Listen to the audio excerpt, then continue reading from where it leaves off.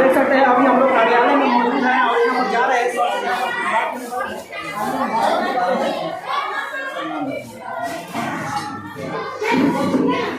Sir आप ये इसके विषय में कंप्लेन की जा रही है। हम लोग मौखिक रूप से ग्रामीण लोग कंप्लेन किए हैं। हम क्योंकि सब लोग कर ही रहे हैं, हम जो प्रिकॉशन ले सकते हैं मक्खी के दुष्प्रभाव से बचने के लिए वो करते हैं। सारा खाना बन के आप देखे भी होंगे ये खाने वाला चावल सब चीज ढका हुआ है, जिसके कारण सुरक्षित रहे, उस पर किसी प्रकार के कीटाणु नहीं होते। इसलिए हम लोग जागरूक हैं, हमारे बच्चे भी जागरूक हैं। हम लोग कोशिश करते हैं कि बच्चों में यह कुप्रभाव या दुष्परिणाम जो होता है मक्खी का वो नहीं हो। लेकिन अपने तरफ से कुछ एक आवेदन देते सरकार को या प्रशासन को जिस पर वह एक्शन नहीं पाता और यहाँ पर मुर्गी फार्म है जिसे बंद किया जा सके। हम लोग यहाँ नौकरी करते हैं, मालूम है ग्रामीण प्रतिदिन हमारी बात होती है, वो लोग एक्टिव हैं। बहुत सारे चैनल पर हम देखे हैं, हमसे भी पूछा गया हम माइक तो नहीं बोले हैं लेकिन बोले वो लोग एक्टिव हैं। कोई तो ग्रामीण का ही है, आप समझ सकते हैं। तो हम नौकरी करने वाले लोग मौखिक बोल रहे हैं, आप आए तो अभी आपके है, लेकिन इससे बचने का जो प्रिकॉशनरी एक्शन हो सकता है वो हम देते हैं। आप इसको देखेंगे जी सर, आप जितना मतलब बचाव कर सके, जिस तरह से आप खाना में बताना है उस तरह से आपकी तरफ से जितना भी बचाव कर सके, क्योंकि आपके स्कूल के बच्चे से सवाल हम लोग चिंतित हैं।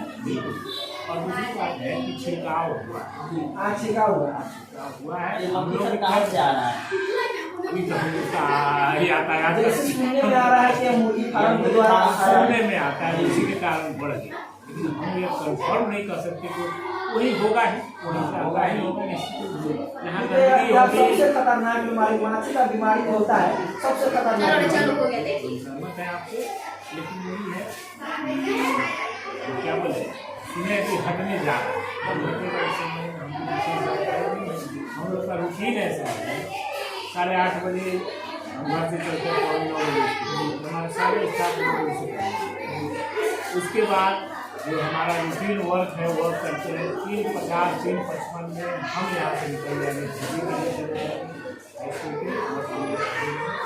यहाँ फिर 5 सवा 5 बज जाता है ड्यूटी करते करते।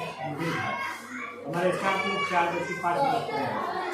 तो हम लोग क्योंकि बच्चों की यहाँ उपस्थिति काफ़ी है, यहाँ 80 से 90% बच्चे उपस्थित रहते हैं। सर यहाँ पर शिक्षक सर एक नए योगदान किए हैं हमारे, अब हम लोग 10 हो गए।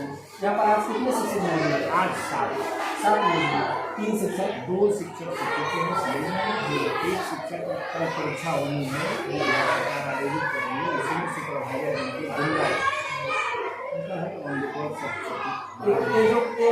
यहाँ पर जो स्कूल है वो कितने बच्चे का पढ़ाई किया है? यहाँ 400 अभी 33 नामांकन है। बहुत सारे बच्चों का नाम हम लोग बांट दिए हैं और उपस्थिति यहाँ लगभग 3:30 पौने 4 पढ़ देगा।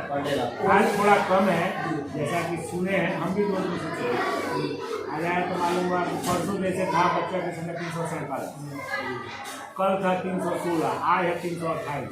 तो हाँ कठिनी साहब सुनिए, तो ग्रामीण परिवेश के बच्चे हम समझ सकते हैं ग्रामीण में इस प्रकार का मामला जो है झेलना पड़ता है।